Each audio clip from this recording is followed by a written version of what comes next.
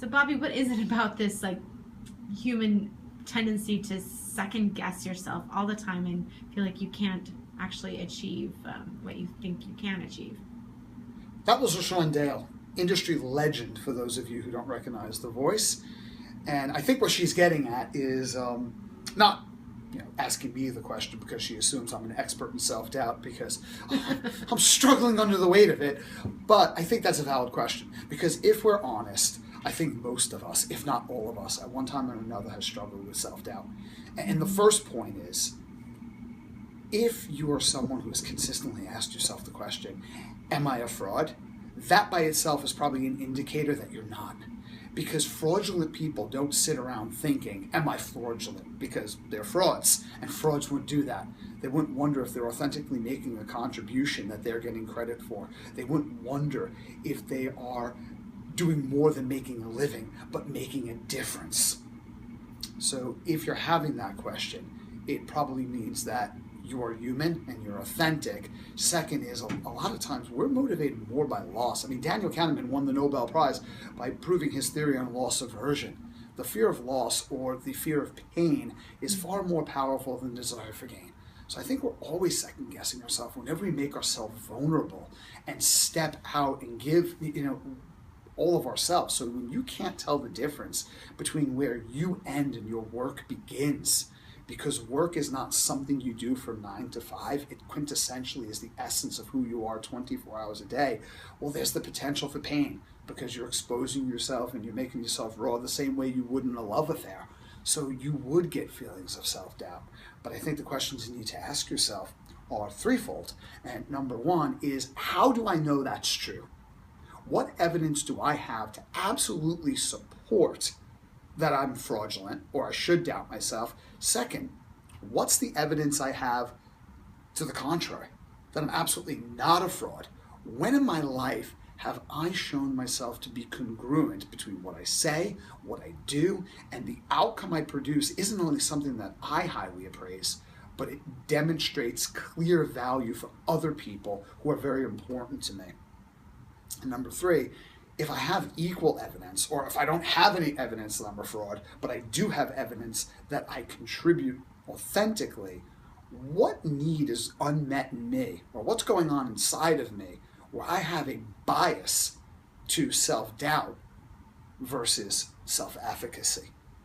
And I think those are three very important questions. If I could throw a fourth one, a bonus question, if what I'm doing is truly important,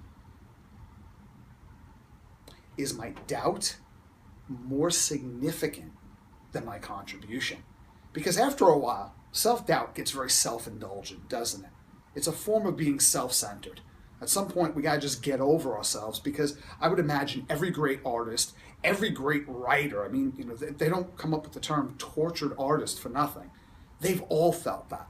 Could you imagine if that level of self-doubt stopped them from taking the next brush on the canvas or hitting the next key on the typewriter?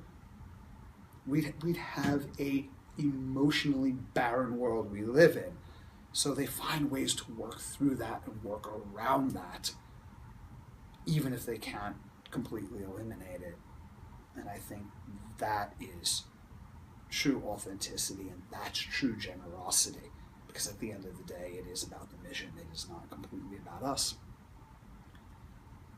I really love this dialogue with your own thoughts. I think the art of thinking is a bit of a lost practice, and we because we're not really spending as much time thinking and reflecting, we end up reacting more quickly. How do you do you talk about your own internal dialogue with yourself? We just went through a very clear process. How are you? Are you talking to yourself all day long, or tell me more? Well, people tell me yes, I am talking to myself all day long. I just thought people were really nice, and it was not nearly as hard to find a seat on the subway as people were making out. But apparently, I'm just a complete nutter. So I'm very emotional, and I'm very invested in anything I do. I either have absolute zero interest, or I am completely full on, and there's no middle ground. A lot of times that makes me very reactive. And I think, again, it's the process of questions. Mm-hmm. It's not just giving yourself a monologue in the stream of consciousness, but dialoguing with yourself. Mm-hmm. And I think Awesome. as much as I fail in the area of my life where I pause and consider before I react, because a lot of times I react first, I'm pretty good in taking in information and saying, wow, you know what, I'm very limited in what I understand. So I think I'm not a victim of my own cognitive dissonance in that I can see things from multiple perspectives. Mm-hmm.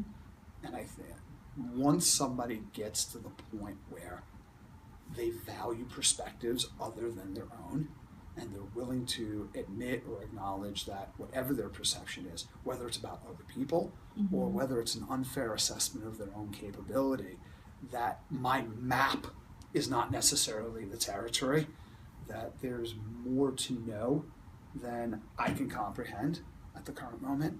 I think that opens up great dialogues with one another and, intrapersonally. Well, and I love it because, it's really how you get to know another person. But I think we spend so much time trying to answer our own internal questions by looking outside of ourselves to books, to experts, to gurus or whatever. But if we spend the time and actually had that dialogue internally, we get to know ourselves more intimately, and then we can actually hear our own voice or our own, true North Star or whatever you want to call it. It's really exciting as a process to return to. And I think that's very powerful. And this is coming from someone who is obsessed with books. Well, that's because as a child I didn't have very many friends, so I didn't have other options. But that habit and that love affair stayed with me. But one of the best pieces of advice I fail to remember who gave it to me is even a book is a dialogue. Accept nothing as given. It's only a suggestion. Mm-hmm. So imagine if there was an author in front of you. What questions would you ask? Highlight keywords as if he or she just said something so poignant. You were like, stop, repeat that. And what question would you ask of that author? And then hold that in your mind, because later on, as the book unfolds, right? Because stories are not read, they're revealed, they unfold. They might answer that question. And because you directed your mental focus through dialogue onto that question, when you find the answer, it's not just going to be some random page, it's going to be something that sticks with you. Mm-hmm. Think about the last book you read. What was on page 46, paragraph 3? You have no idea unless you're like a super freaky genius, and then, well, I'm very impressed. But think about the last great conversation you had in a coffee shop or in a pub that captivated or now you, or in LaShawn Dale's office in Northern California. And that information sticks with you for a lifetime. I don't see the difference. And interestingly enough, from the perspective of neuroscience, that's how you engage your brain. That's just fires. It's like full engaged living. Yeah, some people think it's amphetamines, but some other people think, no, that could be it.